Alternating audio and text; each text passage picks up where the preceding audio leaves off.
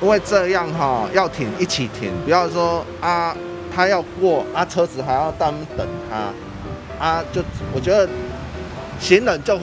用行人的专用的灯号，就让他们行人先走完。因为这样子带小朋友出去的时候过马路，我就不用太紧张，说等一下车子就要开过来，我就可以很安心的过马路，然后不用担心。那最近政府呢，在各个路口设置呢行人专用的石像这样的一个设置，我觉得是非常好的一个安全的措施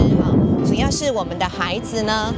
从社区走到学校，都会经过这样的像中正路永福路这样的大马路的路口。那有这样的一个行人专用石像呢，就算没有爸爸妈妈的陪伴，没有导护老师指挥交通，他们还是可以在非常安全的状态之下呢，非常安全的走在斑马线上，然后安安全全的走到学校来上学。虽然说看到网络上有蛮多人在批评行人庇护岛的设施，可是我觉得基本上只要正常开车的话，是不太会撞到那个行人庇护岛。会擦撞到的话，通常就是转弯习惯不太好的人，所以就是行人庇护岛的存在，我觉得就是提醒大家转弯的时候不要切西瓜，然后可以用比较安全的弧度。那我觉得这样对驾驶跟对对行人来说都算是比较安全的一个措施。掌握施政3分钟，台南进步向前冲。所谓行人专用石像，就是在路口的行人要记得看我们的行人专用的号志，就是我们俗称的小绿人。车看这个3色号志，那人就看小绿人。那我们会把这个所有的路口的这些号志的时间，特别区分出一个时段给行人来用。那这个时候4个方向的汽车都会停止，汽车、机车都会停止。其实行人专用号志这件事情，在台南市过去其实就有在采用只是可能没那么普遍。那我想在今年大家重视行人通行路权的这个情况之下，我们积极的来盘点。那市长也指示要以完成100个路口为目标。那我们首先在这个行人通行量比较大的地方，比如说医院或者是学校，或者是一些商圈市场附近，行人会来通行路口比较多的地方来优先设置。100处的完成只是一个里程碑。那今年开始，我也跟同仁讨论，我们未来会对于行人专用石像的设置，会陆陆续续就车流跟人流通行的这些特性，作为一个日常持续往前推动的工作。2024台湾灯会在台南，2月3日到3月10日，邀您一起来台南赏灯。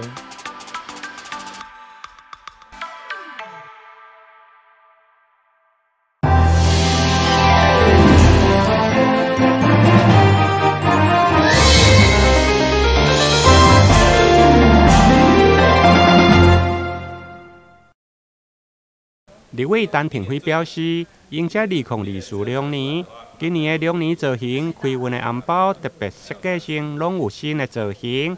圆形的巴肚除了象征旧钱币招财，嘛象征求囝好运。更加重要的是祈求大家拢平安。龙年的这个钱母红包的正式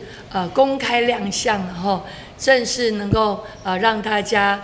看到我们今年的设计是什么哈。那其实已经是第6年了，我们跟博丰我们的平安安平这个创意文创一起合作了6年哈。其实一路来6年过得很快哈。但是那一天有一个年轻人跑到服务处跟我讲说，刚好遇到我，然后一直追着我说，你们的1元红包。龙年，今年是龙年，什么时候要上市？要出现？要能够跟大家见面哈？安平平安非常强大的创意那跟廷飞以这我们结合在一起那推出连续6年那真的是询问度非常的高那到现在服务处都还在赶工当中，因为需求量很大，希望把这个1元红包这个大家拢平安这个1元红包可以分享给大家，所以服务处还在加紧赶工当中那今天终于可以亮相跟大家见面。那现场我们看到说这个才有彩色的这个金龙哦。所以我想真的谢谢我们安平平阳师伯峰老师他们的团队他们的创意哦。那我想也很期待未来每一年哦都可以有更多美丽的这个1元红包跟大家见面，也祝福大家在新的一年大家都平安，然后这个千亩红包让大家把钱舀进来。那也欢迎大家我们现在开放索取，那一个人就只能领1只哦，领1只这个小那个平安，这个大家都平安这个漂亮的龙哦。那也祝福大家在新的一年大家都平安。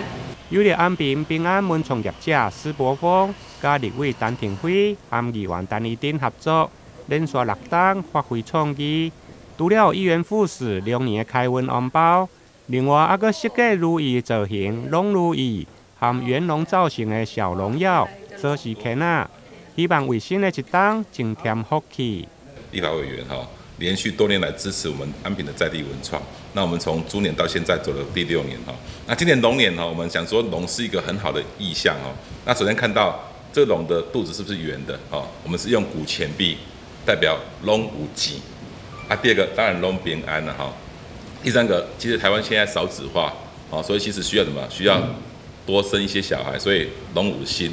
龙五星所以有求财、求子、求平安，在今年的龙就呈现出来了。另外，我们这龙里面有2个主题，一个是尾巴拉长的叫如意龙，平安龙如意；然后一个是圆形的叫平安圆龙，圆龙。那我们今年呢，除了有这个主意象之外呢，我们也做了什么？你看我们 T 恤，有没有？我们大胆的尝试一个芥末绿，因为人生要越来越丰富，越来越精彩那第二个是什么？我们做的是小农药，这是我们的钥匙圈小农药，那农药台南、农药台湾都是我们这个最在地的人情味，也是我们国人的期待。因为开运的红包，目前服务处人员正加紧赶工，每一个拢是邮寄甲妈妈加工而成。服务处预计伫个过年后，结合2年造型的红包，举办亲子彩绘活动，同齐来发送，欢迎民众会用到北区或者是安南区的服务处免费来索取。台南新闻林根采访报道。演员伫13楼的高度吊钢丝，加上长达17米的大型鯰鱼为天顶飞过，非常震撼。明华园戏剧总团将替台湾灯会安平灯区做开幕，特别播出10档前的经典作品《妈祖》重新转写。妈祖的信仰在台南有非常多的大庙，那我相信很多民众都迫不及待能够欣赏。这出戏的故事是伫妈祖新生进前，伫表演方面，强化舞台、空中以及观众席，营造立体环场戏剧效果。以及国际级别高规格演出。我们现场500寸的大荧幕准备了6个，所以呢，即使你坐在第100排，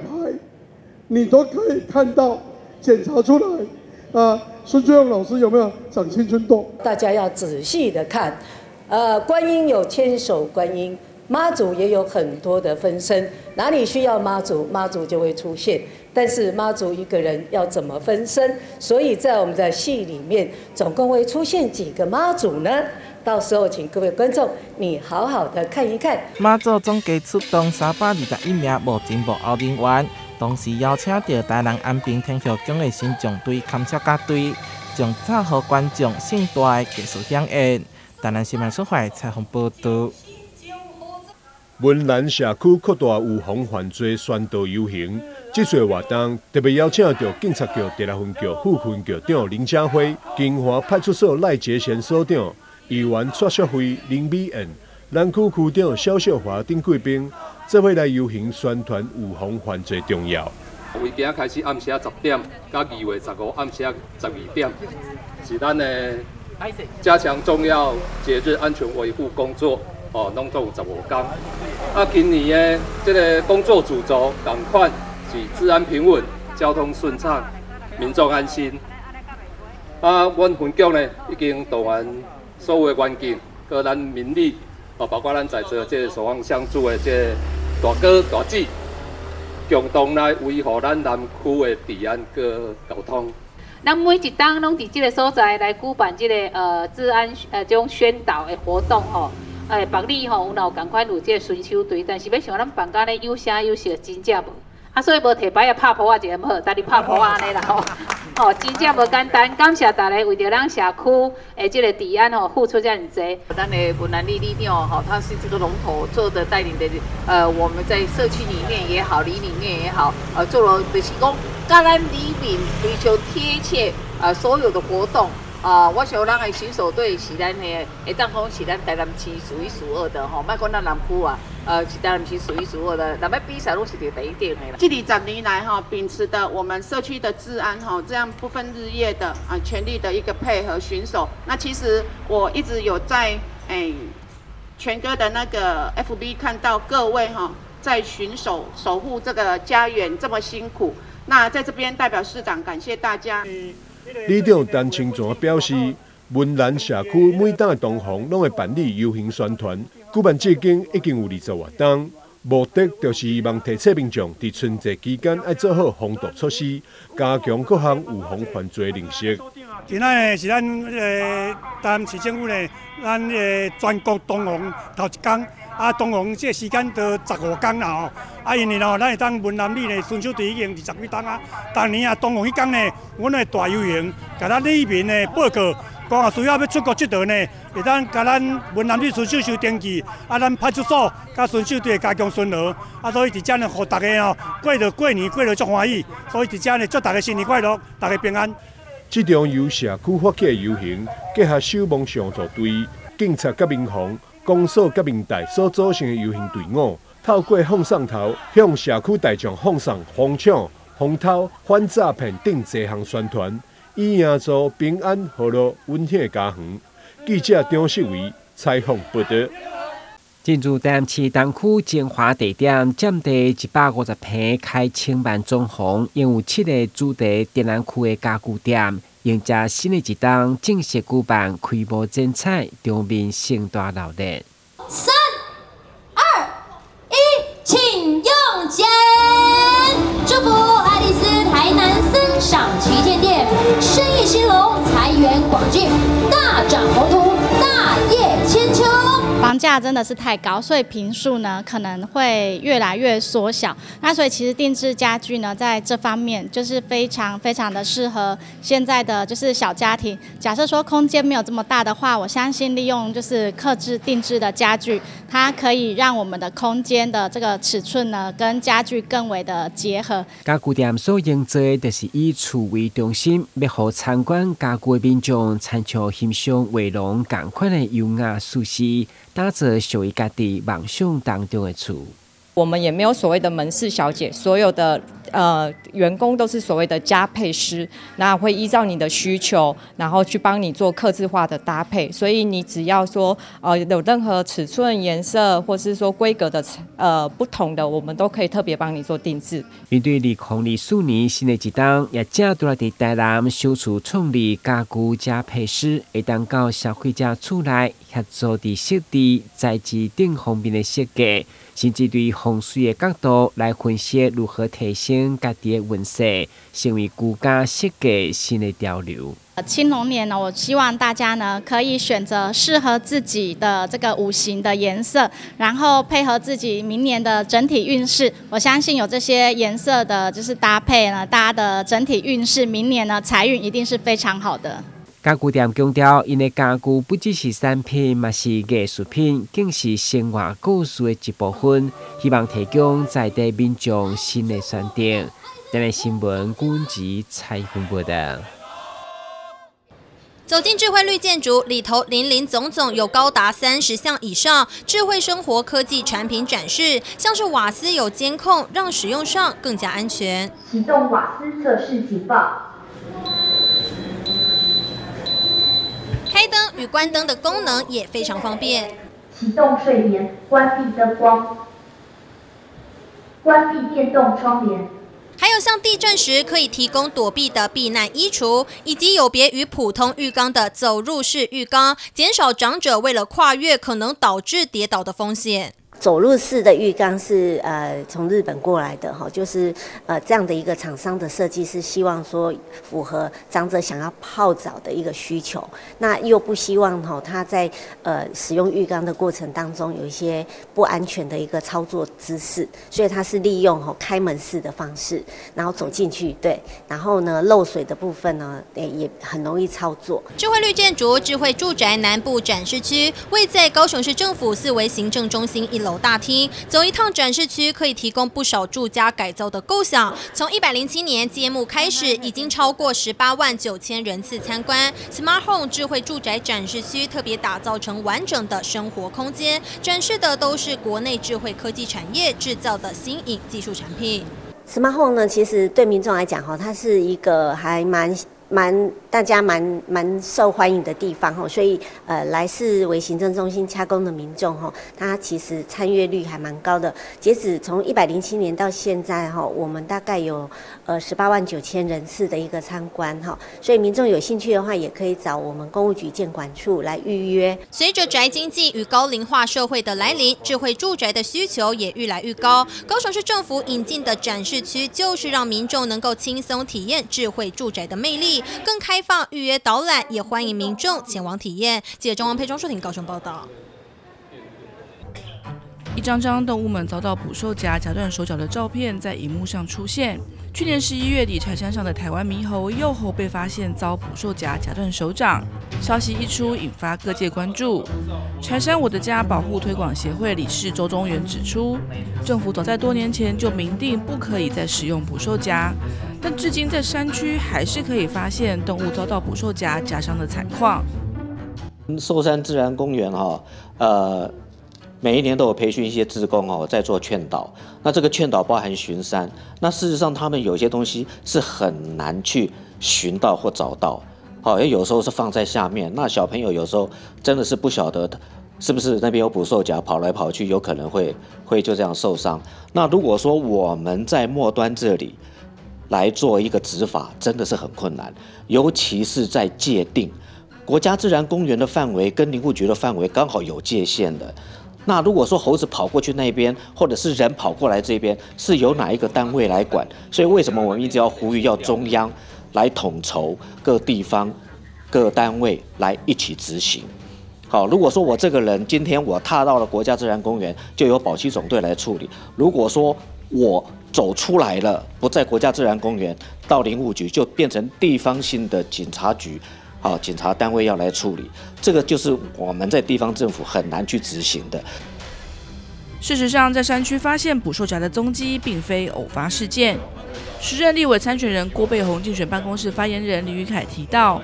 ，2019年就有9只台湾猕猴遭到捕兽夹所伤。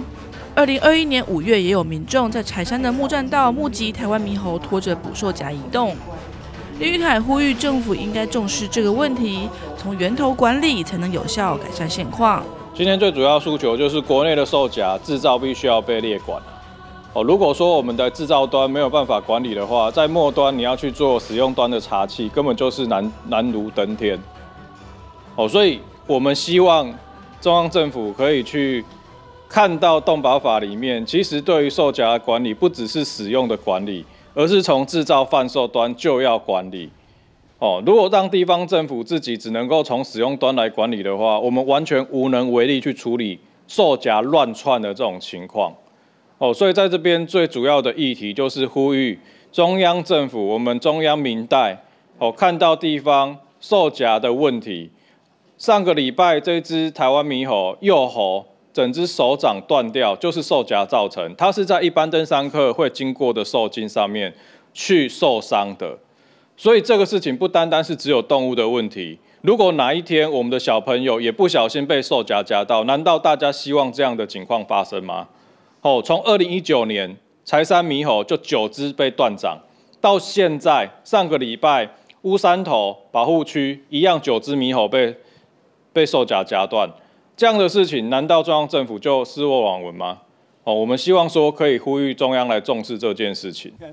民国100年，由当时的农委会公布了捕兽夹禁令，但山区或者人烟稀少处看到捕兽夹或者是无辜动物生命葬送在捕兽夹的消息时有所闻。林宇凯认为政府的解决力道不足，至今，深爱门路的民众仍可以透过五金行或是网购买到捕兽夹。国内制造的捕兽夹用于出口，但出口的数量是否和制造量一致，有没有办法查到违法内销的情况，恐怕才是问题的根本。所以我们说，从源头把关有2个部分，一个是国内的制造端，第二个是国外的网络平台。那国外网络平台如果可以简单买到这种兽夹的话，它就显然的是在网络上面的贩售没有被把关，因为这个东西本来就不应该出现在网络贩售平台上面。那这个是谁的责任呢？我想我们现在成立一个数位发展部，在网络贩售，不管是我们的兽夹违法贩售，或是一些诈骗的贩售，或是一些不能贩售的药品，这些其实都应该是我们从数位管理上面来落实的。不要把这些应该要负责的责任，又丢给最末端的执法单位。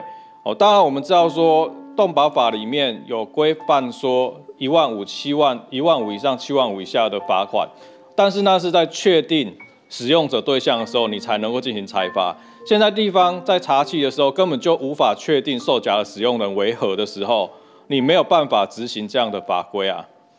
所以这个不管从法规面来说，从我们的制造管理的层面，或者从网络交易平台的管理上面，都有需要中央一起来推动。那我们也希望中央各级单位要整合起来，我们希望中央的民代要看见这样的事情。对于舆论要求政府积极处理捕兽夹的争议，高雄市动保处也回应，一直以来都在热区加强宣导，同时也积极和警察单位合作取缔追查，目的就是希望能够将捕兽夹对人和动物的伤害降至最低，并呼吁民众可以踊跃检举。有关本市对于捕兽夹的预防与处理，除了透过五金贩售产业、网络平台及兽夹案件的热区来加强宣导外，也与警察单位成立所谓联合取缔小组，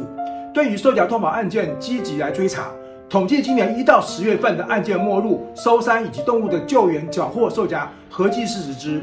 动保处呼吁，非法使用山猪吊与捕兽夹捕抓动物，违反者最高可处罚75000元罚金，亦有持有捕兽夹者亦可重罚15000元。本市也定有奖励办法，检举人可依实收的所谓的罚锾的金获取20%的奖金。若有发现非法，请尽速通报。很难认定，非常难认定。你比如说，我明明已经拍照片，他在养猴子，或者是他在放捕兽夹，你没办法证明。他如果告诉你说我是捡起来看见这个东西，然后把它放下去的，你真的是没办法罚他按照法的立场来讲的话，那像这种情形，你除非就是从刚开始就录影，他从摩托车或者是从汽车带下来放下去。那如果放下去没有受伤，还不见得是个违法。他如果捕兽到动物的话，这个违法才成立。那这个东西这个要中央来解决这个问题了。我们地方甚至一些基层的一些员警啊，或者是执法人员，对这方面也是很头痛。即便动保法已经明确规范捕兽夹不可使用，但是在野生动物保育法中，则有因为考量危害农林作物、人身安全，或者是对于保障原住民传统文化记忆而有猎捕、宰杀或者是利用野生动物之必要者，可以除外。动保团体积极呼吁政府修法，但要如何在传统文化、农渔民生计以及人身安全和保障动物安全之中取得平衡，仍考验着各单位的智慧。记者周福庆、刘伟婷高雄报道。最大声！掌声欢迎卖造玩具小偷！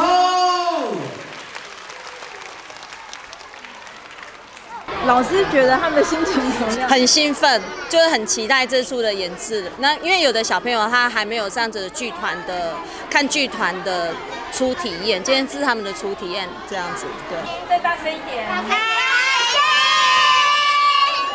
小朋友们直说好开心，因为市政府邀请全市的大班小朋友到基隆表演艺术中心观赏儿童剧。小朋友们每人手拿一张入场票券，在老师的带领下，有秩序的从入口进入演艺厅，体验过程充满教育意义。对，然后还有跟孩子的互动，对他们今天来都很开心，对，真的很谢谢有这个活动，对，谢谢。会不会前几天开始期待？会很期待，我们会跟他们开始讨论说，你们会觉得会，因为我们有跟他们讲剧名是什么，他们觉得说，你们觉得这个在演什么呢？那他们就会有天马行空的一些想法，对，我们说那我们今天就来看看是不是跟我们想的一样，对，然后会跟他们讨论说，来看戏要注意什么事情，对，包括从游览车啊，然后到戏剧的现场。对，然后还有等待的时候要注意什么事，还有跟戏剧的演员互动，因为我们座位在很前面，所以我们有跟他们提醒说，就是互动的时候要注意的一些礼貌。对。今年由如果儿童剧团带来精心策划的儿童剧，在小朋友热情的呼唤下，4只可爱的小恐龙一一上场。故事主要是传递分享的快乐，市长谢国良也亲自到场与小朋友同乐。